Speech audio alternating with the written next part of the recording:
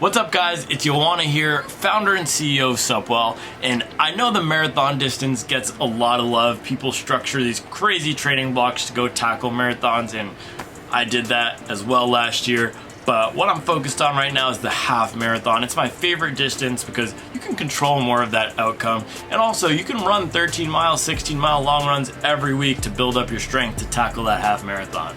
So I wanted to put together a list of some of the best shoes out there specifically for that half marathon distance to help you chase that next 13.1 mile PR. Let's get into it.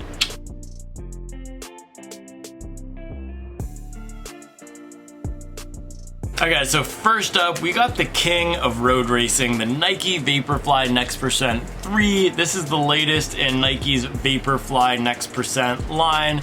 Dropped in 2017 with that classic that really redefined what racing shoes were. And in this third iteration, we're seeing all those same elements there. It's still got that soft and bouncy ZoomX foam, that Pebax material, paired with that carbon fiber plate for some rigidity, structure, and pop. This is gonna be a really lightweight and bouncy option. I used the Next Percent 2 for my last half marathon, got my PR, and I might be picking up a new pair of the 3 for my next half marathon PR attempt in October. If you're looking for a firmer ride, we got the Asics Metaspeed Sky Plus. Now, the FF Turbo foam that they use in here, it's not an official PEBA or Pebax. It is a supercritical nylon, which is very similar to PEBA, but it's gonna have a firmer feel to it. So if you like that, if you prefer that, say you've tried the Vaporfly and you thought it was a bit too soft, then the Asics is gonna be a great option for you. You can really push the pace in these things, and in the Sky Plus specifically, it's got a lot of cushioning up in that forefoot and a nice rocker to help you get up on your toes. I like having more cushioned shoe for the half marathon distance, similar to the marathon distance, so if that's you as well, then the Metaspeed Sky is a great option. Alright, next up we got the Altra Vanish Carbon. So I know there's a whole camp of runners out there who only like to run in zero drop shoes. If that's you, or if you're interested in trying out a no drop platform, then the Ultra Vanish Carbon is a great shoe. It's got Altra's Ego Pro supercritical foam, which is really soft and comfortable. Plus it's got that full length carbon plate for rigidity. Now, a lot of these racing shoes use a drop to help get you up on your toes. The Vanish Carbon can't do that because Ultra doesn't do drops. So instead what it does is it has a nice rocker up front. So this might not feel as fast as some of the others on this list, but if you have those constraints of only running in zero drop shoes, or if you just want to try something different, then the Vanish Carbon is going to be a great option. Alright, next up we got one from the brand that's on fire. I mean, these guys are everywhere. It's them and on these days. We got the Hoka Rocket X2. They dropped this one earlier this year. Beautiful colorways, and it's their first shoe that's using a legitimate PEBA midsole. So in the Rocket X2, they've paired that PEBA with the full carbon fiber plate. This is gonna rival the likes of the Nike Vaporfly and some of those other top tier racing shoes to give you that fast feel for your next half marathon. The one thing is, Hoka may have over-indexed a bit to the squishy and soft side. There is a lot of stack in the heel of this PEBA, so if you're a heel striker, you might not appreciate how much the heel is squishing down each time you strike, but for most runners, and especially on faster half marathons where you're staying up on your toes, the Rocket X2 should do a great job.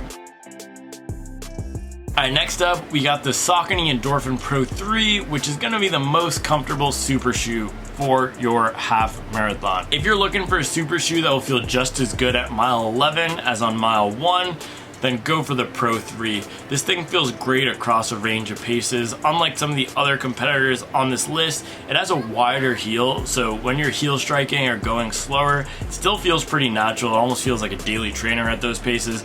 But then when you pick up the pace, because it does have a PEBA-based Power Run PB midsole with the carbon fiber plate, it's gonna be super responsive, snappy, and fast to help you hit that PR. It's also $25 cheaper than most of the competitors on this list. It's coming in at $225. A lot of these others are around $250, so there's a bit of a slight discount there. That's because Saucony has the Endorphin Elite at the top of their racing range. So I think this is great value at $225, super versatile shoe, and one of the best half marathon racers out there. Alright guys, finally we got the Atreyu Artist. If you're looking for an affordable half marathon racing shoe, look no further than the Artist. It comes from Austin, Texas based running brand Atreyu. Their mission is to honor simplicity, and they do that by putting out these awesome no frill shoes at an affordable price point. The Artist is no different. It uses their supercritical EVA midsole paired with the carbon fiber plate in there to give you some pop off the toe. It's not going to feel as bouncy and responsive as something like the Endorphin Pro 3 or the Nike Vaporfly Next Percent 3, but it is still going to have that fast feeling from the plate.